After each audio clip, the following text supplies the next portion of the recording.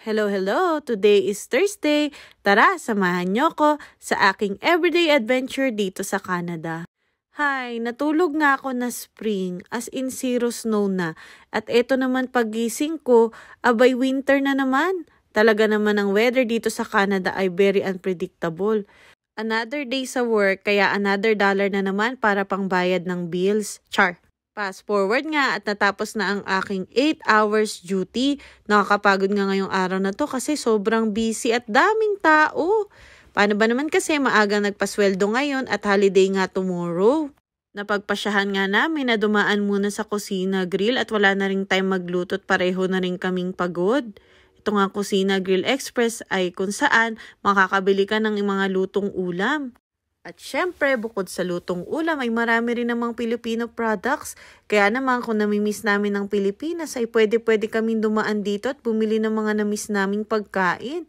Merong pansit canton, mga pangsahog sa halo-halo, merong mga biscuit at syempre yung mga chichiriang paborito natin sa Pilipinas. Sabi nga ni Arvin, ano ang gusto ko? Kunin ko lang. Aba, syempre hindi na ako papahulit, kumuha na rin ako. Pero syempre, dahil ako nga'y diabetic, ay hindi naman pwedeng basta-basta kuha na lang ng kuha ng kung ano-ano.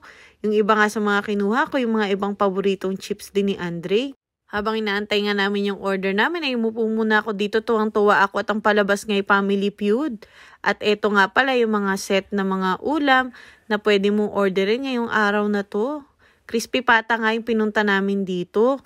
At bukod nga sa mga ulam ay meron din ng mga tinapay na nabibili din natin sa mga bakery sa Pilipinas. O di ba ang saya? Talaga namang Pilipinas feels. Maya-maya nga lumayo na ako kasi bayaran na. Hayaan ko na muna si Arvin magbayad at sweldo niya today. Char! After nga nakabayad ni Arvin ay dali-dali na rin kaming umuwi at susunduin pa namin si Utoy at mamaya-maya nga ay babaan niya na sa kanyang bus stop. Nung pagdating nga namin dito sa tapat ng bahay, ay tumambay muna ako at kitang-kita nyo nga inaantok na ako. Kaya naman dali-dali pumasok na rin ako at para mailigpit na rin itong mga onting pinamili namin.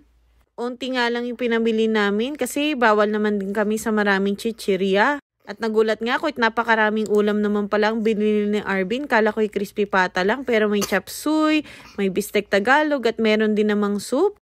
At syempre, kahit ganun kasarap ang mga ulam, ay hindi naman tayo basta-bastang pwedeng sumabak at tayo nga'y diabetic. Bago pa nga tayo sumabak sa kainan, ay tignan muna natin ang ating sugar level kung talaga namang pwede tayong kumain for today's video. Syempre, bago natin tusukin ang ating mga daliri, kailangan nakapagugas muna tayo ng ating mga kamay. At dahil ready na nga ako, abay, tara na. The moment of truth, tignan natin kung mababa nga ba ang ating sugar for today's video. Nung una nga, takot pa akong gawin to pero kailangan talaga.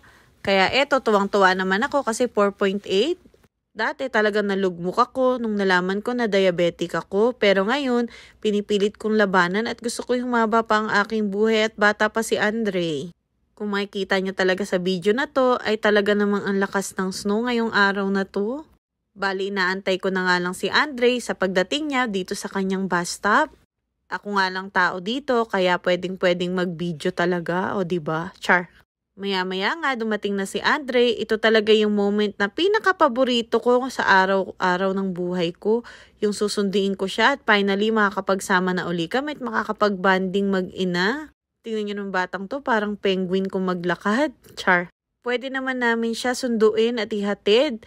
Pero mas pinili ni Andre na mag-school bus. Kaya pinagbigyan na lang din namin siya para magain niya rin yung confidence niya at mahiyaing bata nga siya.